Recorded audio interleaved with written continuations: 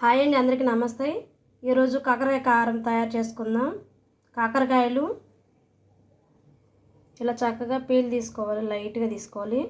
మొత్తం పూర్తిగా తీయకూడదు, లైట్గా తీసుకోవాలి, చెక్కు తీసుకోవాలి.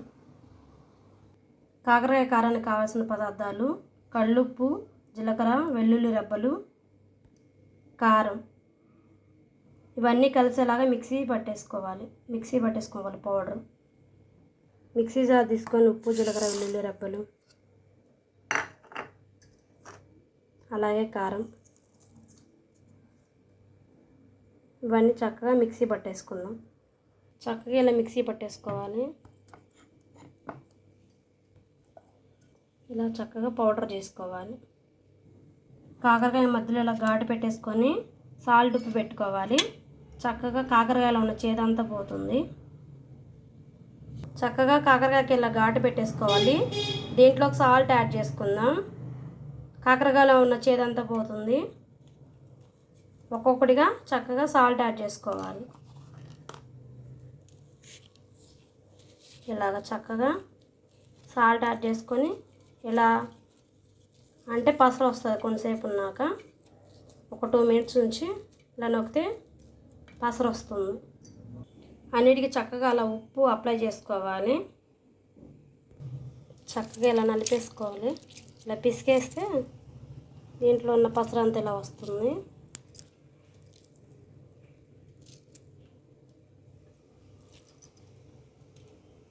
కాకరకాయలో ఉన్న పసరు అంతా పిండేసాను నేను. స్టవ్ వెలిగించుకొని బండి పెట్టేసుకొని ఆయిల్ వేసుకున్నాను. ఆయిల్ వేడైంది.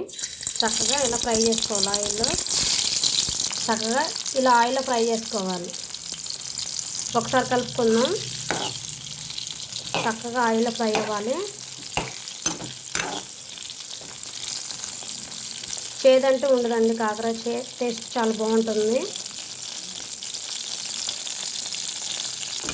ఇలాగ మా అమ్మగారు చేస్తారు. ఇలాగా టేస్ట్ బాగుంటుంది. కాయలుగా కాకరకాయలు కాయలుగా తింటే ఎంతమందికి ఇష్టమో కామెంట్ చేయండి.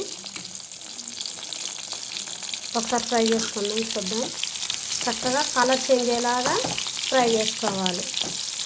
చెక్కు మొత్తం పూర్తిగా తీయకూడదు, లైట్గా తీసుకొని చక్కగా ఇలా ఫ్రై చేసుకుంటే టేస్ట్ బాగుంటుంది.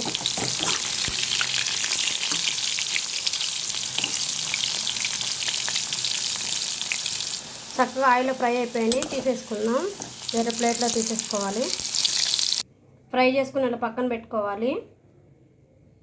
ఇప్పుడు పోపు పెట్టుకోవాలి. కొంచెం ఆయిల్ ఉంచుకొని అంత ఆయిల్ తీసేసుకొని కొంచెం మాత్రమే ఆయిల్ ఉంచుకోవాలి. పోపు వేసుకుందాం. పోపు దినుసులు చక్కగా ఆయిల్లో ఫ్రై అవ్వాలి. కొంచెం జీలకర్ర యాడ్ చేసుకుంటున్నాను. ఒకసారి కలుపుకుందాం. చక్కగా పోపు దినుసులు ఫ్రై అయ్యింది. ఇప్పుడు కరివేపాకు యాడ్ చేసుకుందాం. ఫ్రై చేసి పెట్టుకున్న కాకరకాయలు యాడ్ చేసుకోవాలి. ఒకసారి కలుపుకుందాం. దీంట్లోకి మిక్సీ పట్టుకున్న కారపొడి యాడ్ చేసుకుందాం. ఉప్పు, జీలకర్ర, వెల్లుల్లిపాయలు అన్నీ మిక్సీ పట్టేసుకున్నాం. ఈ పౌడర్ యాడ్ చేసుకుందాం. చక్కగా యాడ్ చేసేసుకోవాలి. ఇంకా ఒకసారి మిక్స్ చేసుకుందాం. కారం కలిసేలాగా ఆయిల్లో ఫ్రై అవ్వాలి. చక్కగా సింపుల్గా టేస్టీగా బాగుంటుందండి.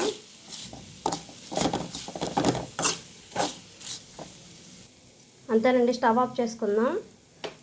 మా అమ్మగారు స్టైల్లో చేసిన కాకరకాయ కారం రెడీ అయిపోయిందండి. నేను చేసిన కాకరకాయ కారం కానీ మీకు నచ్చినట్లయితే లైక్ చేయండి, షేర్ చేయండి, మా ఛానల్ సబ్స్క్రైబ్ చేసుకోండి. బాయ్ అండి.